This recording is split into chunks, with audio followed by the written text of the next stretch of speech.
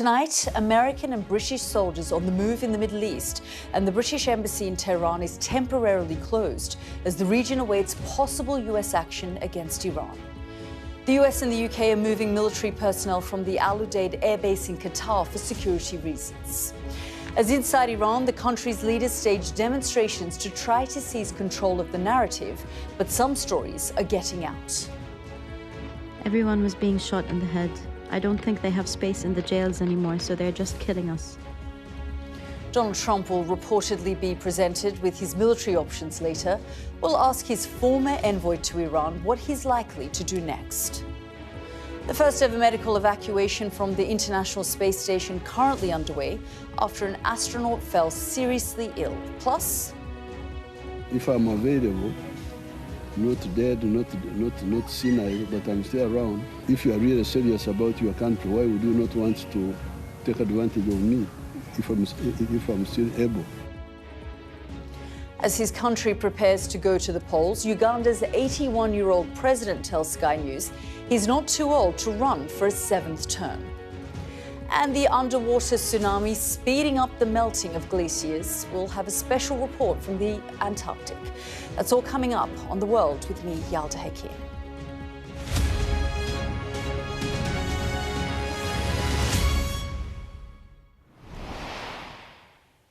Good evening.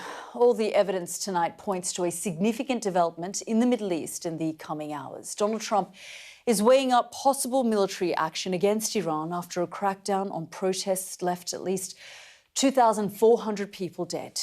Yesterday, he promised that help was on the way. Today, non-essential American troops at a key airbase in Qatar are being moved, and the British embassy in Tehran has been closed, with the US president due to be briefed about his options. And even as the ruling mullahs impose an internet blackout inside Iran, the extent and brutality of their suppression is becoming clearer by the day.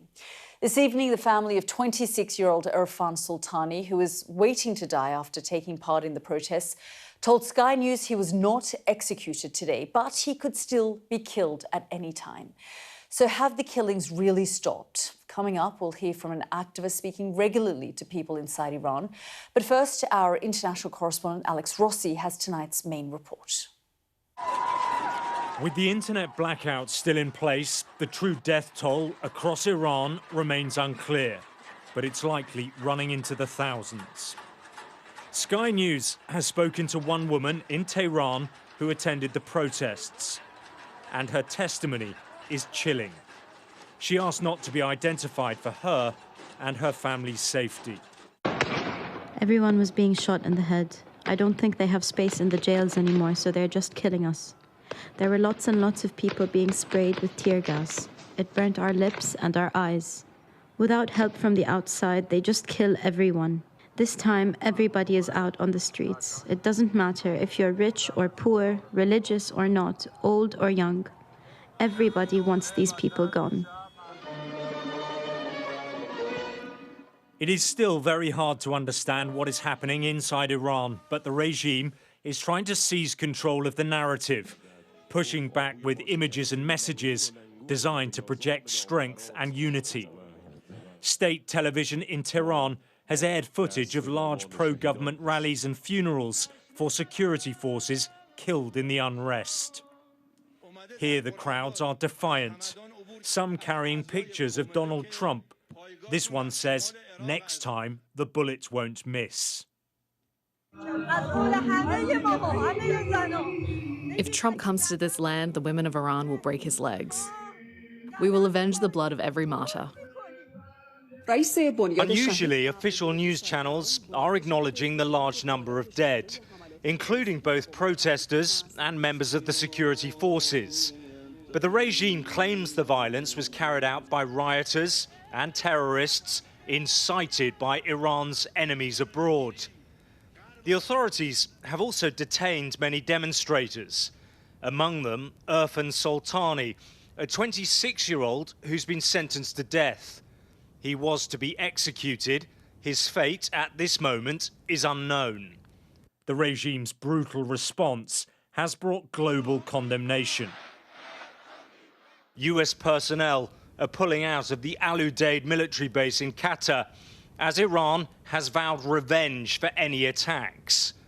Donald Trump had warned the regime that killing protesters was a red line. We've been told that the killing in Iran is stopping, and it's stopped, and it's stopping. And there's no plan for executions or executions. So I've been told that on good authority. We'll find out about it. I'm sure if it happens, we'll all be very upset, including you will be very upset, but that's just gotten to me, some information that the killing has stopped, that the executions have stopped. They're not going to have an execution, which a lot of people were talking about for the last couple of days. Today was going to be the day of execution. Trump is sort of shifting his red lines, probably because this is not a conflict that he was anticipating or wanting to wade into, right? First, it was don't kill protesters. Now it's don't execute protesters. There has been no circumstance thus far that the United States has entered or struck Iran or other country in the region over human rights violations. And these are significant human rights violations. The death toll in Iran is something extraordinary. But this would be some red line that we have not yet witnessed and perhaps might be counter to a MAGA foreign policy. Iran's leaders see this unrest as an existential threat. And from what's been witnessed so far, they appear willing to do whatever it takes to stay in power. Alex Rossi, Sky News. Let's bring in our James Matthews, who joins us live from Washington. And James, every day we hear a little bit more about, Donald Trump continuing to be briefed about his options. His rhetoric remains consistent and strong, but it's difficult to know whether he's backtracking when we hear him say there that, he's now hearing that there won't be any executions. And then, of course, in that piece, we also heard someone say, the red lines continue to move.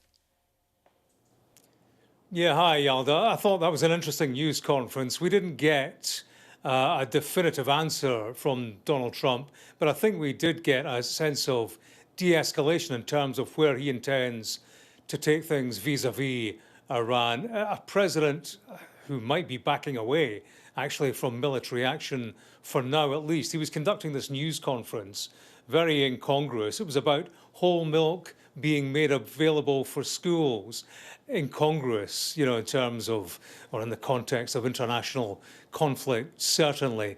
But Iran came up. In fact, Trump, he opened that news conference with an announcement on Iran as if to promote the significance of what he had to say. You'll remember that yesterday he said the US would take very strong action if Iran executed protesters. Well, today he was saying that they'd been informed by very important sources.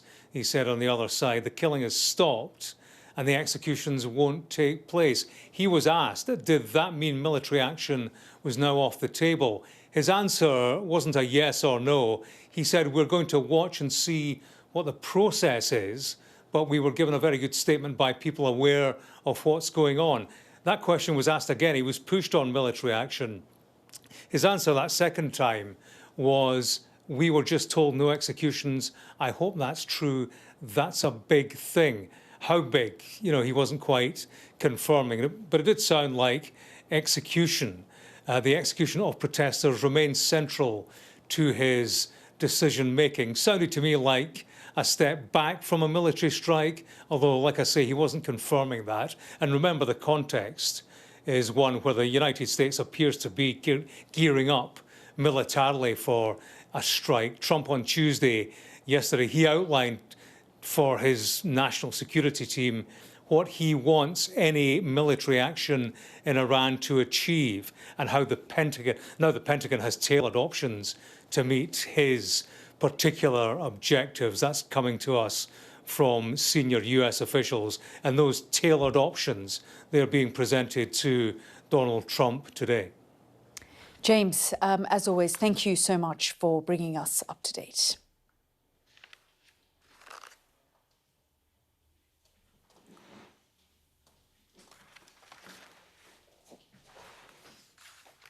Well, the protests have been described as the biggest challenge to Iran, Iran's leadership in decades. By verifying social media, open source data and local reports, Sky News' Data and Forensics Unit has collected the names of around 100 of those who have lost their lives. You remember that demonstrations began in Tehran and spread to nearly 600 locations across the country. One of the female victims is 23-year-old Rubina Aminiam. The Kurdish student was reportedly hit by direct gunfire during a demonstration in the region of Velenjak, northwest of Tehran, on the 8th of January.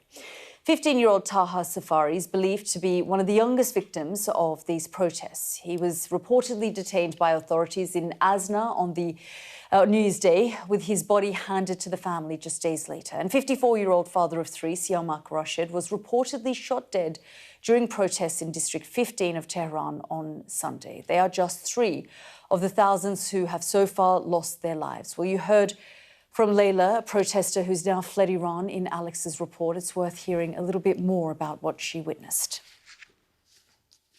I saw two guys by a mosque. One of them was just shot in the head. We hid in a side street. When we came back a few minutes later, the body was already gone. My friend's cousin was shot 5 times. He died too. People around me were being killed.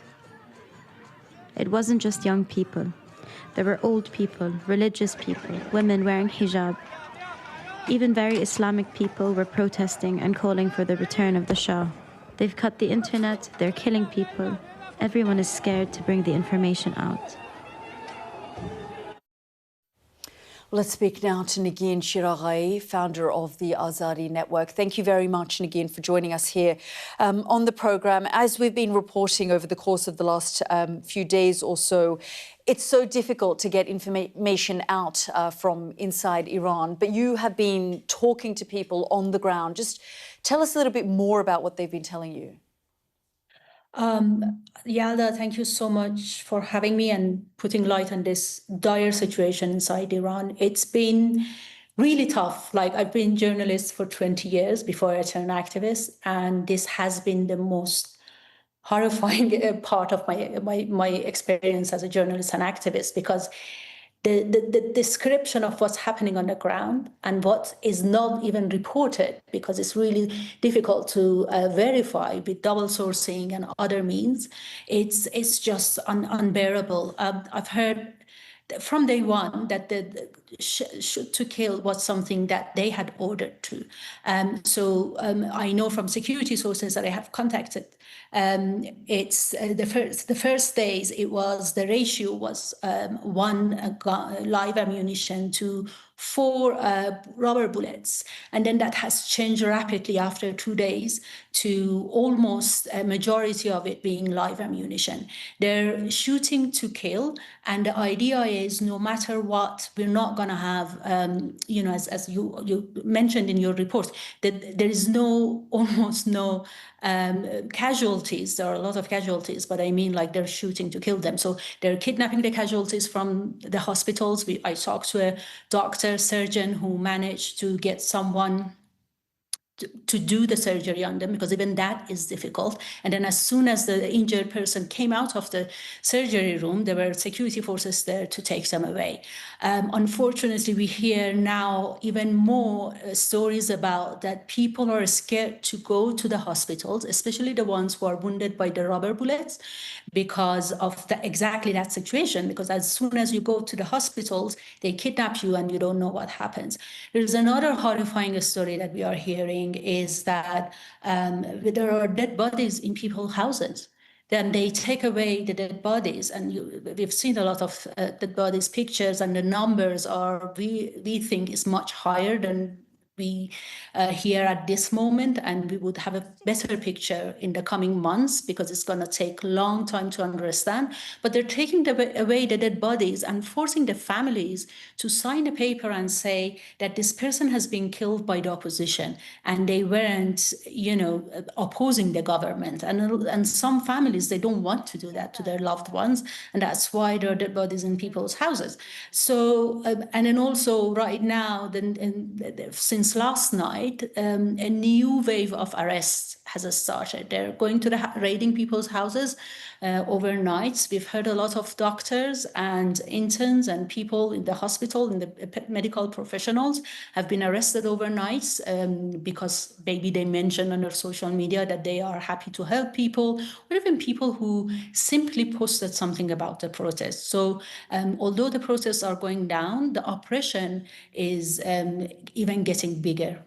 Yeah, so let me just get some clarity, Negin. You say that people are keeping the dead bodies inside their homes because the government is telling them to sign documents to say that they were killed by the opposition or armed groups?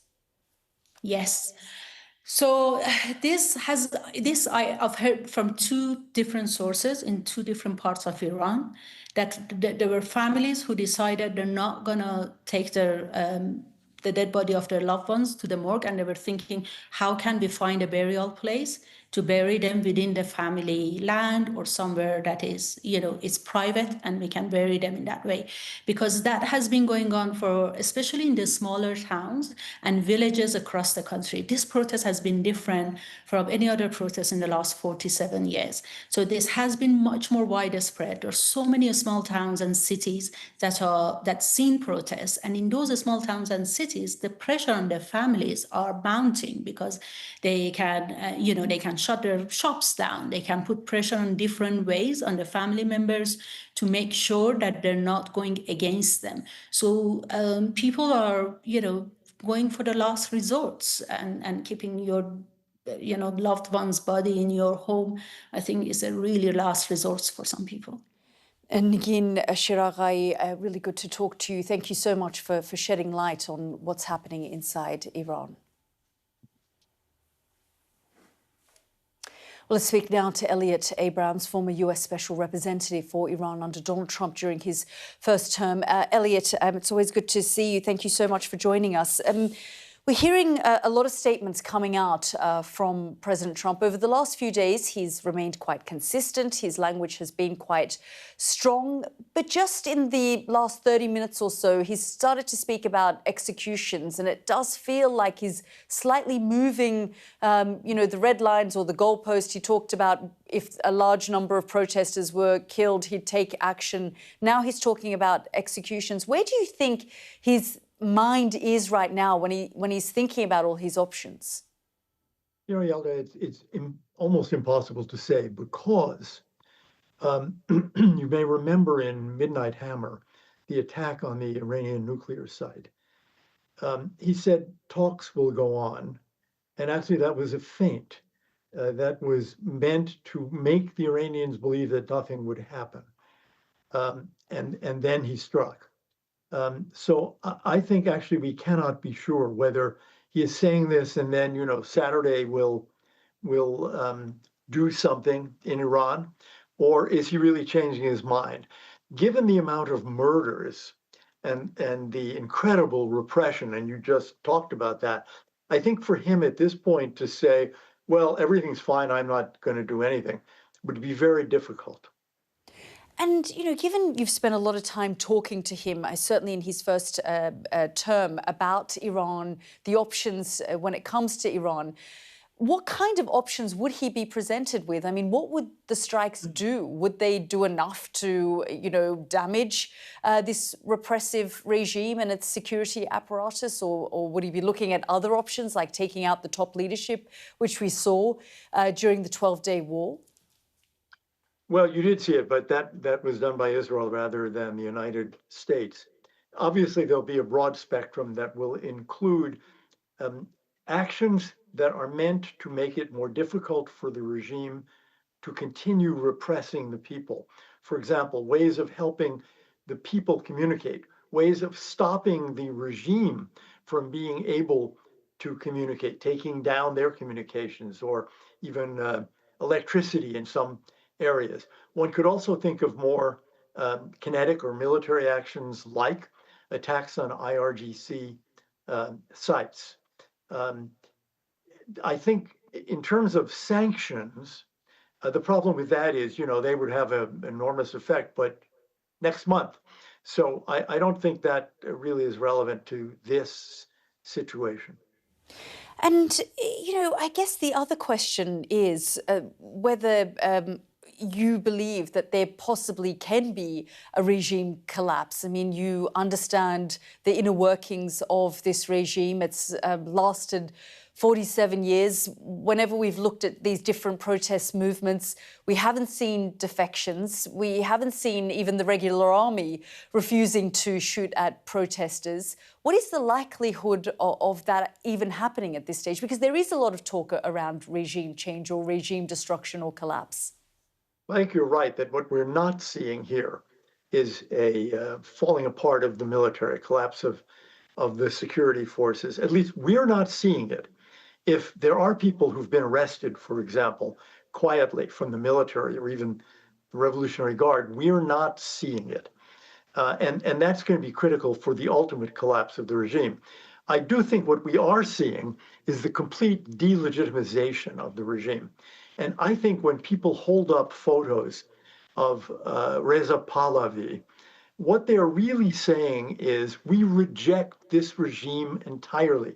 There is no easier and quicker way of showing your complete rejection of this regime than to say long live the Shah and hold up a picture of Pahlavi. So I think we are seeing a progressive delegitimization of the regime such that if it survives this time, it will be much harder for it to survive the next round, although I personally hope it does not survive this one. Is there, though, you mentioned there Reza Pahlavi, is there, though, a viable opposition or alternative? Reza Pahlavi, he himself is considered quite a controversial figure. I think there is. This is not a kind of backward country. This is a country of highly educated people. There are ministries that would, I think, be able to function quite well if the very heavy hand of the Ayatollahs were lifted and civil government could actually be permitted to do its work. There have in previous years been reformers, people like Mousavi, who I think could at that time have led the country. So I think the question really is, at what point do the security forces begin to break away from this regime? Another way of asking that question, at what point do you begin to see more dissension among the clerics about the ruin that this regime is bringing on Shiism in Iran? Elliot, always fascinating and important to get your thoughts. Thank you so much for joining us here on the programme. Thank you. Watching The World with me, Yalda Hakim, still to come on the programme. I think we will work something out. Donald Trump's latest comments on Greenland after a crucial meeting at the White House.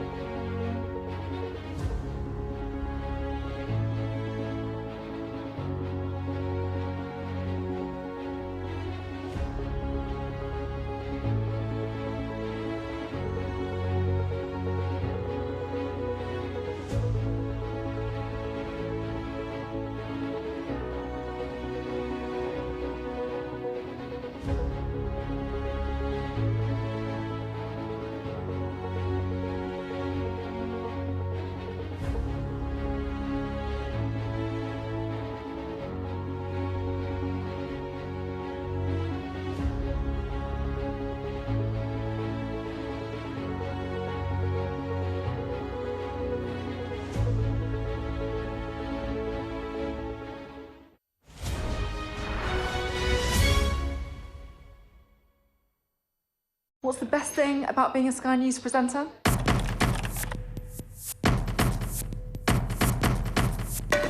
We've done the work and the reading, so you don't have to. Being a Sky News presenter.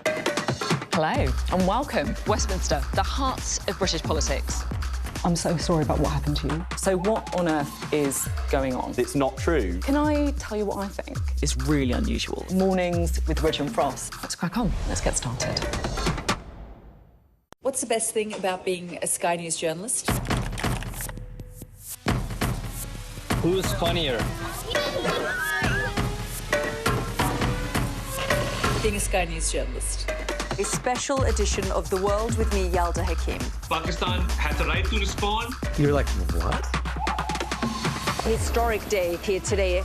Congratulations, this is a huge moment. But what happens now?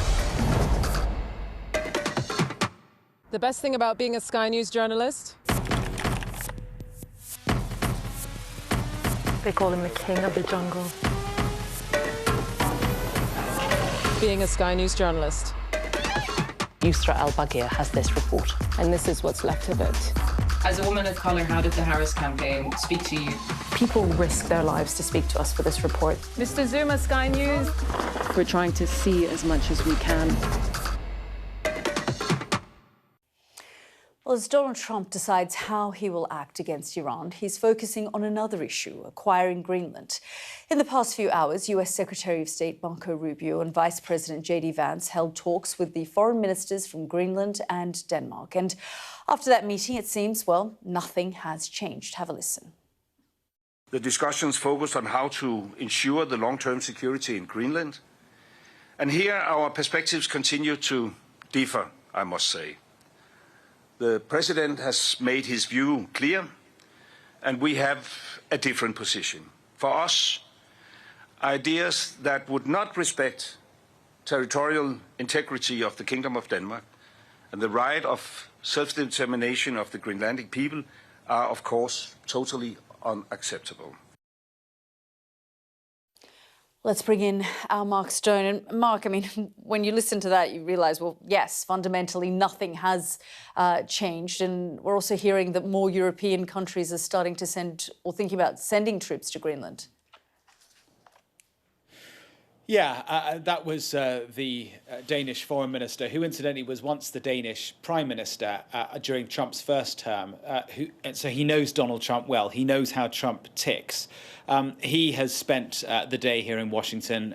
He was there alongside the Greenland foreign minister. The two of them had been in the White House talking to J.D. Vance and to Marco Rubio.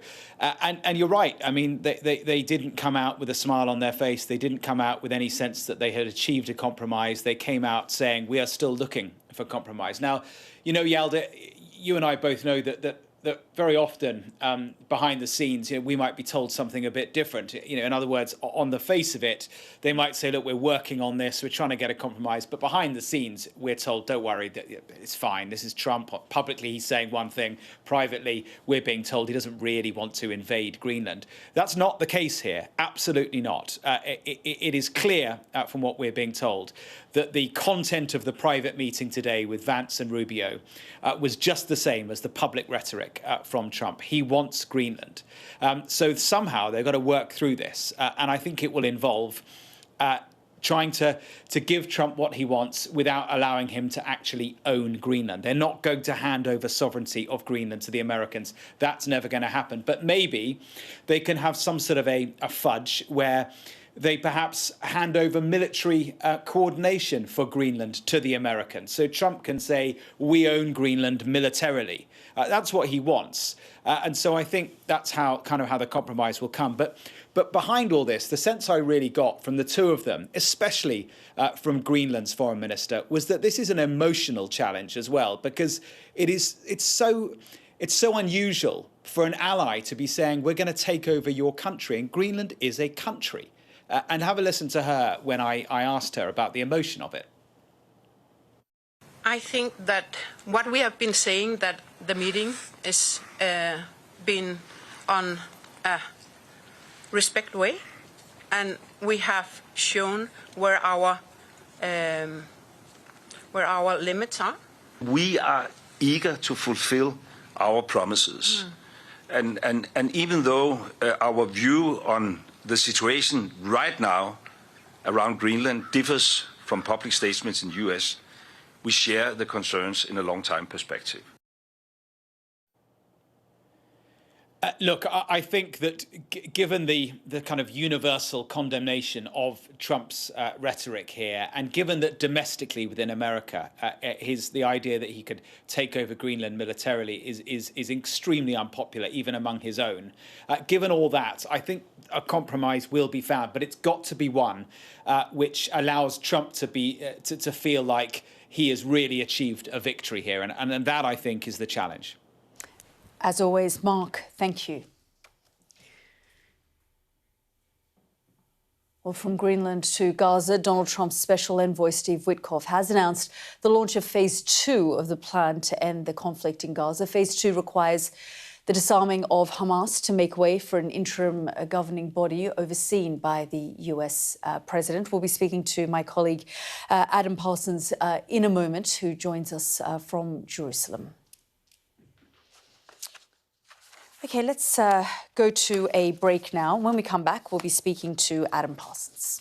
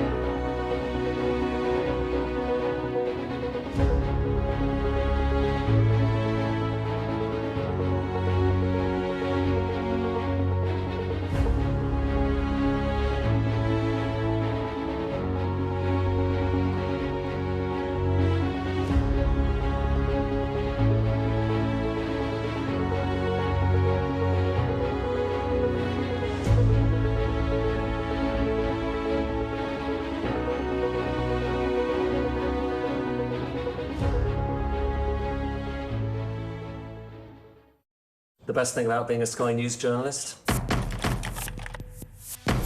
going to take you behind the scenes here for Election Night Live. They have gone up and up. Being a Sky News journalist. Ed Conway, Sky News, is anyone going to talk to us? Mortgage rates did go up very sharply during your time in office. Here it is. First off, just the scale of what we're looking at. Our data shows it's been happening. Question is why it hasn't been stopped. Let's speak some more now about the situation in Gaza. This evening, Donald Trump's special envoy, Steve Witkoff, announced the launch of phase 2 of the ceasefire plan. Let's bring in our Middle East correspondent, Adam Parsons, who joins us live from Jerusalem. And Adam, I mean, we've looked at all the faults and flaws with phase 1, but what exactly does phase 2 look like? Yeah, I think this announcement carries with it various things, whether it's about symbolism, whether it's about what we learned, and probably more than anything about things that we still don't know. So if you look, first of all, at the symbolism, number one, it is announced by the United States, not even by President Trump, but by Steve Witkoff. So the Israeli government not making this announcement. It's the White House who is saying, right, that's it, we're launching phase 2. And what is important there is that phase 1 hasn't actually technically finished, right? Phase 1 was supposed to include the return of all the hostages, dead and alive. Well, the remains of Rangavili have yet to be returned from Gaza. We have no information, to be honest, on whether Hamas can find those remains in the rubble and the devastation of Gaza. It's very often been said that it is hard to find the remains of all of the deceased hostages. Well, they have found the others, but Rangavili has not been returned. But clearly, Steve Witkoff and the US want to maintain the momentum. They don't want this to stagnate, and probably they're fearful that Hamas is rearming. So what they want is to head towards some of the objectives. Our first thing was, who's going to run Gaza? And now on that front, Yalda, we do have some clarity because we're starting to have the Palestinian technocratic layer. We now know the person who will be overseeing that. It's a Palestinian politician, civil servant, background in urban planning. That could clearly be crucial. Then the next layer, an executive committee, which will include Witkoff and Jared Kushner, Israeli officials, American, some of them who are involved in the controversial Gaza Humanitarian Foundation, and then up the top, the Board of Peace. Now, we know that Donald Trump will be chairing that. What we don't know is who else will be on it. There have been invitations to Starmer, Maloney, and so on. But then so many questions left about disarmament, about the rebuilding of Gaza, about a peacekeeping force. And let me just tell you, Steve Witkoff said in that tweet, the US expects Hamas to comply fully with its obligations, including the immediate return of the final deceased hostage. Failure to do so will bring serious consequences. Similar threats about a failure to disarm. Of course, Israel still occupies half of the Gaza Strip. But what exactly will those serious consequences be? Who knows that? And who is going to keep the peace? Who's going to do the rebuilding? Those things, Yalda, remain unanswered and opaque. Yeah, massive questions there, as you say, from the disarmament of Hamas to the building of Gaza and who pays for it. Adam, thank you very much.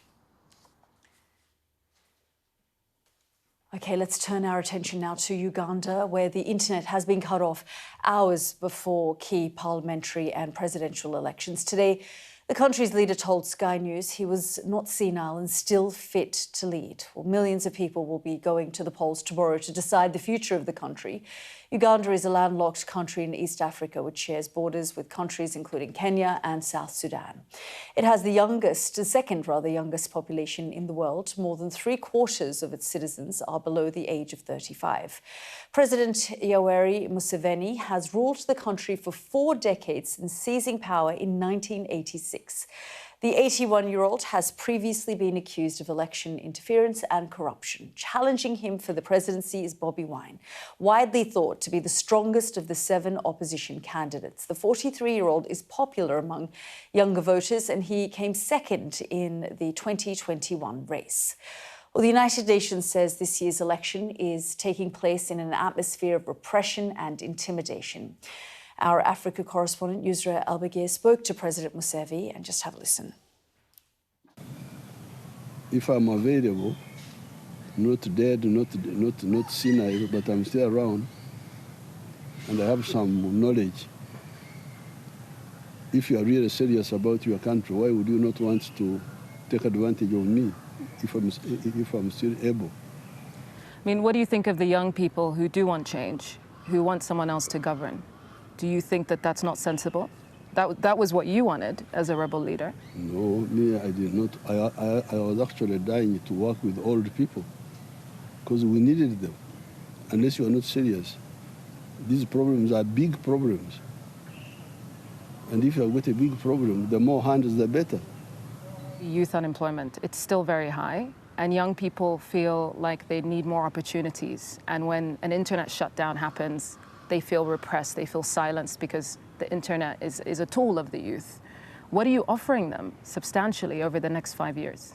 We are the ones who built the internet, the one you are talking about. We are the ones who built it. So the shutting down is because of dealing with criminals who want to use that infrastructure to destabilize our country. It is temporary, it is short term. But we're the ones who built the internet. So if you've built it, you can shut it down? No. When there's a traffic on the road, you cross the road. It doesn't mean that you have uprooted the road. So what you should look at is what is being done, not just who. Because you concentrate on who. You think this is a theater, just changing people. And that's democracy, though. Changing leaders is a part of democracy. Giving people the right to choose is a part of democracy. Must have substance, not just a mere form. It must be substance. The substance must be socio-economic transformation. Do you believe there hasn't been a single candidate that could take your place in the last 6 election cycles? They cannot. They would have been elected if they were there. They were not elected.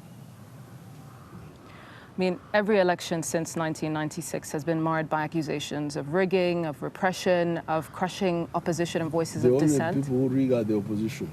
It is not us. Then they would have won if they'd rigged it. They are not able to, because we are so popular, that even if they rig, they can't manage to overturn or defeat us.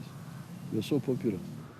President Museveni, I want to ask you about your main contender, Bobi Wine. Your government has targeted him quite aggressively since 2018. Why? What threat does he pose to Uganda? Bobi Wine breaks the law. That's why there are other people in opposition. You don't find having problems with them. But if you take each case, you'll find that he's breaking the law. But why the violence? Why the violence from your security forces? It is Bobi Wine who is violent. I mean, his supporters have been beaten with batons. One has been shot in the head. The beating was a mistake. But the Bobi Wine, you see, these towns here are quite crowded.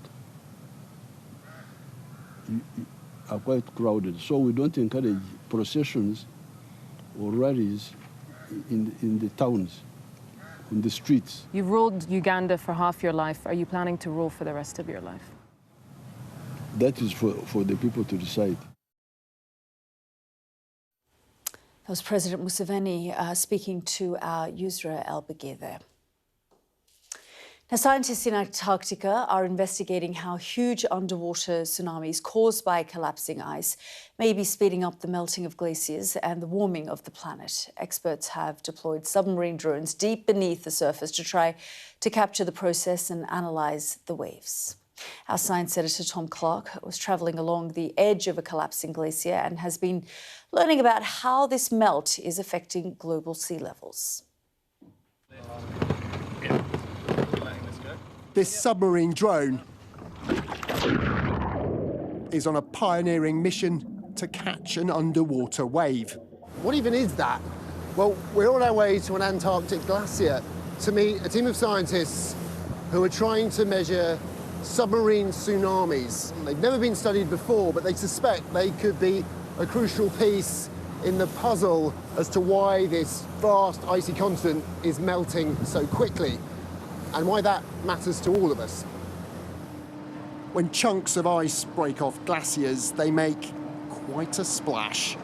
But researchers have no idea what impact this dramatic process called calving has beneath the surface. They suspect it's significant, and not just in the icy environment of Antarctica. This continent is so vast, twice the size of Australia, changes here have global implications. So we're picking our way right now through this crumbly ice. We have to slow right down. And all this is the residue of the massive blocks of ice that carve off the front of the glacier. And if you listen, you can hear it sometimes cracking, popping. It's the sound of air bubbles escaping after centuries trapped in the glacier's ice. And it's different to the air life on Earth breathes now, which, largely thanks to the Industrial Revolution and everything since, contains nearly twice as much carbon dioxide as it did back then. The warming that's caused has accelerated the melting and carving of Antarctica's rivers of ice. To give you a little bit of scale, so what you can see in front of you, this big glacier front, that's about 40 metres above the sea surface there. OK. But what's important is that below the sea surface, you're looking at 150 to 200 metres of ice. So from that, you can get really big pieces of ice that come up. Pieces large enough to cause submarine tsunamis. If you're wondering how a calving glacier could generate a tsunami, well, just take a look at that. It's a piece of ice that's broken off the glacier, about the size of an apartment block, and that slides into the ocean. It sends out an enormous shockwave, and that's exactly what the scientists are hoping to capture. The suspicion is the waves are powerful enough to drag up warmer water from the depths, accelerating melting. A small fleet of these gliders are being deployed to patrol the bay and analyse passing waves for the first time. At the moment, we're waiting for confirmation that our controller back in Cambridge can actually see this. What I always think is really cool about one of these things is that I can be sitting in the office in Cambridge talking to this thing that's 10,000 kilometres away. And yeah, it's kind of remarkable. Fitting, really, as what's happening here in Antarctica is felt everywhere. Cold, fresh water already pouring off the continent as it slowly thaws is threatening to tip this system, a vast marine conveyor belt called the Antarctic Circumpolar Current. It connects all the world's oceans, acting like a planetary scale refrigerator. It's absorbing a lot of human-made heat, and it's taking that heat down into the bottom of this deep ocean. And what scientists really want to know is where that heat is going, and if it's going to stay there for a long time, or are we at risk of it coming back into our atmosphere? And that will affect us all. It's estimated the oceans here have absorbed 75% of the warmth generated since the Industrial Revolution. If it slows, and there are signs that's begun, it will have direct and immediate impacts on how quickly the world warms. Down here, those impacts won't be subtle. 1,000 miles southeast of where we are, a team of scientists have just landed on one of Antarctica's most infamous glaciers. Their mission, to use hot water to drill into the kilometre-thick ice of the Thwaites Glacier to learn how soon it may collapse. Thwaites has been identified as kind of the ice ocean system that's most likely to affect sea level rise over the next 100 years. It's kind of, in a sense, a keystone of the West Antarctic ice sheet, that if you destabilize Thwaites, it might lead to a destabilization of the rest of the ice sheet and ice shelves around it. And we also know it's changing one of the quickest. It's earned the nickname the Doomsday Glacier because it holds back, like a cork in a frozen bottle, the far larger West Antarctic ice sheet. Losing both could raise global sea levels by 3 to 5 metres. It's perhaps the most consequential climate tipping point. To scientists, tipping points make sense, but knowing you've reached or gone past one is far from certain. Uncertainty amplified by climate skeptics who correctly point out that fossils reveal Antarctica was warmer before. The answers to both could lie in Antarctica's past. So this is where we have about 200 metres worth of ice stored. These are ice cores from deep within the continent. Last year, this team of researchers set a new record, an ice core 2,800 metres deep, representing 1.5 million years of Antarctica's climatic history. So this is a piece of one of those ice cores, and it's from about 200 metres down. They tell me that's about 600 or 700 years old. So I don't know, 14th century, at a time when there were plagues and wars in Europe. As a record of previous climate change, it's an essential guide to the future. The long and deep ice cores are fantastic at showing us these really big glacial changes, where we could say that there has been similar high greenhouse gases in the past, but actually it's the rate of change that is so important. Those kind of timescales, they take thousands of years for ice sheets to change and evolve. What we're seeing now is this sort of, since this great acceleration during the 20th century, these are things that are happening at a rate we have never seen in our recent history. How much time do you have for people who say, we don't have to worry about the climate change that we're seeing? I'm a parent, so I think about this in timescales of my lifetime, but actually my children's lifetime. And I've been working in Antarctica for the last 20 years, and I've been able to witness the changes myself. Scientists have a lot more to learn from Antarctica, but they're confident no humans have witnessed changes this fast. Now there's 8 billion of us. Despite being as far as you can get from civilization, this is the one place on Earth that matters to us all. Let's go now to the International Space Station, where NASA is carrying out an emergency evacuation after an astronaut fell seriously ill. It's the first time in 25 years that a mission has been cut short due to a medical incident in space.